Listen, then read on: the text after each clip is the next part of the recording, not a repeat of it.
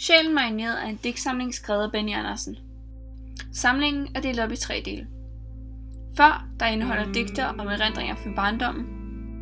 Drømmebilleder, en gruppe længere, mere abstrakte og kringlede digte i drømmestil. Og siden, der indeholder flere kærlighedsdigte og digte om alderdom. Igennem digtsamlingen mangler der forskellige sproglige elementer i digtene, som f.eks. verber eller subjektled. Det er f.eks. tydeligt i digtet Fløjtekedel.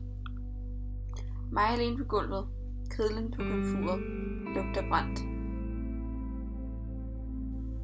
Mors bløde stemme borte, borte bløde hænder, borte blød lugter mor. Det, der er med til at binde digtet sammen og give det mening, er de semantiske skemaer.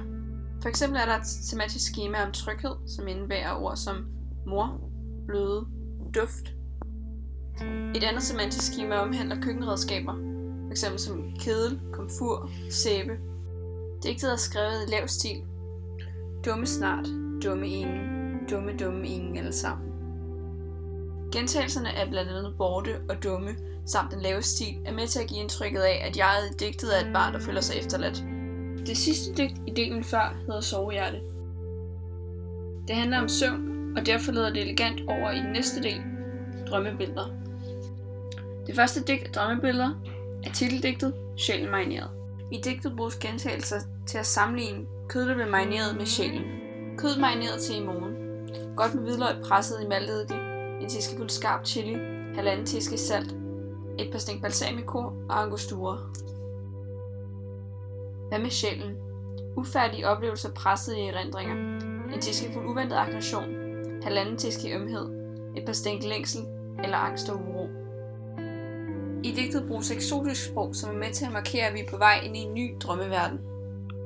De holder plakater op med påskrifter som Hudfinds trytpinser, Umar Valley Val. Generelt er stilen i drømmebilleder højere end i de 2 andre dele. Det ses blandt andet på, at verselinjerne er længere og sproget er lidt mere kompliceret. Digtsamlingen er stykket sammen over et helt liv. I før er der digte om det naive barn og den unge voksen, der endnu ikke har fundet sin plads. Herefter kommer drømmebilleder som en refleksion over nogle af livets mange gåder.